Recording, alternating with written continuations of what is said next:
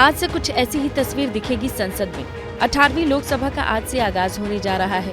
हालांकि आज और कल सांसदों का शपथ होगा। 26 जून को गहमागहमी बढ़ जाएगी क्योंकि इस दिन नए स्पीकर का चुनाव होना है। तो सवाल ये है कि कौन होगा नया लोकसभा का स्पीकर।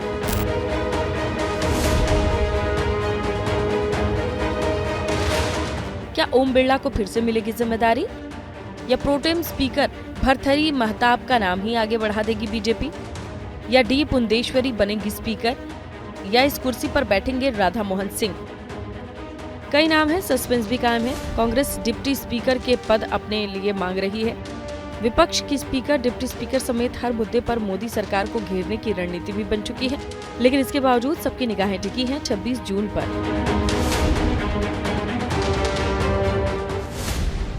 18वीं लोकसभा का आज से आगाज होगा। नवनिर्वाचित सदस्यों को आज और कल शपथ दिलाई जाएगी। 26 जून को लोकसभा स्पीकर का चुनाव होगा। 27 जून को संयुक्त सत्र में राष्ट्रपति का अभिभाषण होगा। 28 जून को राष्ट्रपति के अभिभाषण पर चर्चा होगी। 2 जुलाई को अभिभाषण पर राज्यसभा में पीएम जवाब देंगे। 3 जुलाई को अभिभाषण पर लोकसभा में पीएम जवाब देंगे। इस कार्यक्रम को लेकर बीजेपी के लिए कोई परेशानी नहीं है। बीजेपी की अगुवाई वाले एनडीए के पास 293 सांसद हैं और एनडीए अपनी पसंद का स्पीकर चुन सकती है, लेकिन विपक्ष की मंशा कुछ और ही है। 2014 और 2019 की बात अलग थी। तब बीजेपी के पास खुद का अकेला बहुमत था और विपक्ष कुछ हद तक कमजोर। लेकिन इस बार समीकरण बदले हैं। बीजेपी को कुल 240 सीटें मिली हैं और वो बहुमत से 32 सीट पीछे है। इस बार कांग्रेस 99 सीटें जीती है और सदन में दूसरी बड़ी पार्टी का तमगा हासिल कर नेता प्रतिपक्ष के पद को हासिल करने के लिए भी योग्य है। लिहाजा बदले सूरत हाल में विपक्ष स्पीकर के चुनाव समेत सरकार को कोई भी फैसला आसानी से नहीं करने देगा, जिसकी झलक प्रोटेम स्पीकर के चुनाव से ही मिलने लगी है। दरअसल 18वीं लोकसभा में बीजेपी सांसद भर्तृहरि महताब को प्रोटेम स्पीकर चुना गया। ये चुनाव राष्ट्रपति द्रौपदी मुर्मू ने संविधान के अनुच्छेद 95(1) के तहत किया, लेकिन नाम का ऐलान होते ही विपक्ष भड़क गया। विपक्ष की दलील है कि कटक से चुनकर आए भर्तृहरि महताब सिर्फ 7 बार के लोकसभा सांसद हैं, जबकि केरल की मवेलीकारा सीट से चुनकर आए सुरेश 8वीं बार के सांसद बने हैं। इसीलिए वरिष्ठता के आधार पर उन्हें प्रोटेम स्पीकर बनाया जाना चाहिए था। कांग्रेस ने भर्तृहरि महताब को प्रोटेम स्पीकर बनाए जाने पर परंपरा तोड़ने का आरोप लगाया, तो बीजेपी ने तथ्यों के आधार पर कांग्रेस पर पलटवार किया। परंपरा के अनुसार सबसे वरिष्ठ सांसद नियुक्त किए जाते हैं। 18वीं लोकसभा में 2 ऐसे सांसद हैं जिनका 8 टर्म हो चुका होगा। एक तो कोडिकुनिल सुरेश हैं कांग्रेस के, जो ये 8वां टर्म है, और दूसरा वीरेंद्र कुमार जी। कोडिकुनिल सुरेश का टर्न बनता है, उनकी बारी आती है। 8 टर्म है, 8वां टर्म है, पर उनको नहीं नियुक्त किया जाता है। और भर्तृहरि महताब को, जिसका 7वां टर्म है, 6 टर्म उनका बीजेडी का है और अभी 7वां टर्म बीजेपी का है, उनको नियुक्त किया जाता है। ये बुलडोजर की राजनीति की मानसिकता से ये हटे नहीं है। पहले दिन से ही टक्कर लेना चाहते हैं। हालांकि जनादेश प्रधानमंत्री के खिलाफ है। कांग्रेस पार्टी ने कहा कि प्रोटेम स्पीकर बनाते समय हम लोगों ने नियम का उल्लंघन किया है।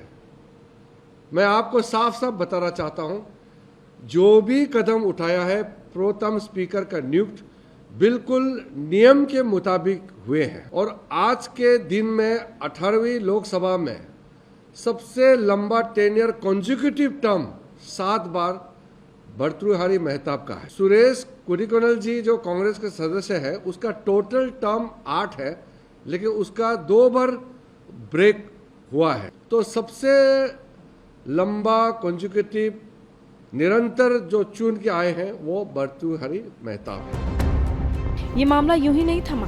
भर्तृहरि महताब को प्रोटेम स्पीकर बनाया गया ताकि वो नए सांसदों को शपथ दिला सके, नए स्पीकर का चुनाव करा सके। शपथ ग्रहण में उनके सहयोग करने के लिए पीठासीन अधिकारियों का एक पैनल भी राष्ट्रपति ने तय कर दिया है, जिसमें 5 सांसद शामिल हैं, जिन्हें राष्ट्रपति आज राष्ट्रपति भवन में संसद सत्र के शुरू होने से पहले शपथ दिलाएंगे।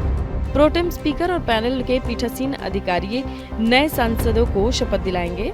चलिए नजर डालते हैं कि इस पैनल में कौन कौन शामिल है। इस पैनल में प्रोटेम स्पीकर भर्तृहरि महताब हैं। पीठासीन पदाधिकारियों के पैनल में कांग्रेस के के सुरेश, डीएमके के टीआर बालू, बीजेपी के राधा मोहन सिंह, बीजेपी के ही फगन सिंह कुलस्ते, टीएमसी के सुदेश बंदोपाध्याय, लेकिन सीनियरिटी की अनदेखी करके सुरेश की जगह मेहताब को प्रोटेम स्पीकर बनाए जाने के फैसले के विरोध में इंडिया गठबंधन ने कहा कि विपक्षी सांसद के सुरेश बालू बंदोपाध्याय पीठासीन अधिकारियों के पैनल में शामिल नहीं होंगे। हालांकि संसदीय कार्य मंत्री किरेन रिजिजू ने बंदोपाध्याय से मुलाकात की, लेकिन उन्होंने भी वही दलील दी कि सुरेश भी अब खुलकर सामने आ गए हैं। Now the 8th term member of parliament is there in the house. Then 7th time member of parliament appointed as pro-tem speaker. So we are claiming that we are claiming that pro-tem speaker will be goes to 8th time member of parliament. They have done wrong thing. They have done wrong decision. Now the entire country is also criticizing BJP government decision. Protem speaker पर कांग्रेस और BJP की भिड़ंत बताई जा रही है। इस सत्र में हंगामा विरोध जबरदस्त हो सकता है। अभी तो कांग्रेस इंतजार कर रही है तो 26 जून को लोकसभा स्पीकर के लिए बीजेपी कौन सा नाम आगे बढ़ाती है। माना जा रहा है कि एनडीए सहयोगी दलों से बातचीत मंथन के बाद बीजेपी ने वो नाम तय कर लिया है और नाम संभावितों के सामने आ रहे हैं। उनमें ओम बिरला भी हैं, जो पिछली बार स्पीकर थे। वो राजस्थान के कोटा से तीसरी बार जीते हैं। राधा मोहन सिंह का नाम सामने आ रहा है। वो बिहार के पूर्वी चंपारण से सांसद चुने गए हैं, 7 बार चुनाव जीते हैं। मोदी 1.0 में कृषि मंत्री भी रहे। इसी कड़ी में डी पुरंदेश्वरी का नाम सामने आ रहा है, जो आंध्र प्रदेश के राजमुंद्री से सांसद हैं, तीसरी बार चुनाव जीती हैं। फिलहाल आंध्र प्रदेश बीजेपी के अध्यक्ष हैं।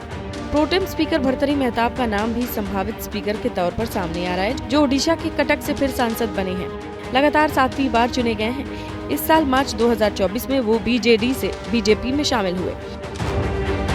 अब इनमें से कोई स्पीकर बनेगा या पीएम मोदी कोई नया चेहरा सामने लाकर फिर सरप्राइज करेंगे, इसका खुलासा जल्द हो जाएगा, जिसके लिए इंतजार 26 जून तक करना होगा, जब पीएम नरेंद्र मोदी स्पीकर के नाम का प्रस्ताव रखेंगे।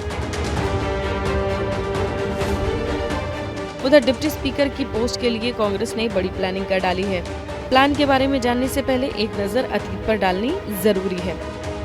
दरअसल 2014 यानी मोदी सरकार के पहले कार्यकाल में बीजेपी ने स्पीकर की पोस्ट अपने पास रखी। सुमित्रा महाजन स्पीकर बनाई गयी। डिप्टी स्पीकर की पोस्ट AIADMK के M थम्बीदुरई को दी गई। 2019 में बीजेपी का बहुमत बढ़ा, ओम बिरला स्पीकर बने, लेकिन डिप्टी स्पीकर की पोस्ट किसी को नहीं दी गई। इस बार कांग्रेस डिप्टी स्पीकर की पोस्ट मांग रही है। मोदी मॉडल में लोकतंत्र में तानाशाही इसी को कहते हैं। 1952 से परंपरा है, संसद में परंपरा का वही महत्व होता है जो लगभग रूल्स का होता है। स्पीकर पद रूलिंग पार्टी को रहता था, डिप्टी स्पीकर पद अपोजिशन को रहता था। ये परंपरा तोड़ दी, पिछली बार किसी को बनाया नहीं। डिप्टी स्पीकर के पास कई पदेन कमेटियां होती, उनका क्या होगा? ये सब अनुचित है। ये लोकतंत्र की स्वस्थ परंपराएं नहीं है, बल्कि लोकतंत्र में तानाशाही इसी को कहते हैं। मतलब साफ है कि कांग्रेस को अगर सरकार डिप्टी स्पीकर का पद देने का भरोसा देती है तो इंडिया गठबंधन एनडीए के उम्मीदवार को सर्वसम्मति से समर्थन दे सकता है। और अगर कांग्रेस के किसी लीडर को डिप्टी स्पीकर की पोस्ट नहीं दी गई तो विपक्ष स्पीकर के पद के लिए अपने प्रत्याशी को खड़ा कर सकता है, जो कि आजाद भारत में पहली बार होगा। लेकिन सरकार भी विपक्ष को साधने में लगी हुई है। बेशक नरेंद्र मोदी का बतौर पीएम तीसरा टर्म है, लेकिन पहली बार बीजेपी अपने दम पर बहुमत से दूर है। कांग्रेस और विपक्षी दलों को लग रहा है चंद्रबाबू नायडू की टीडीपी स्पीकर पद के लिए बीजेपी पर दबाव डाल सकती है। लेकिन जिस तरीके से नरेंद्र मोदी की तीसरी पारी में कैबिनेट का बंटवारा हुआ, लगता तो यही है कि सीटें भले कम हो, लेकिन मोदी में वही दम है। हालांकि कहीं से भी ये सिग्नल नहीं आया जिससे लगे कि बीजेपी अपने सहयोगियों के आगे सरेंडर है।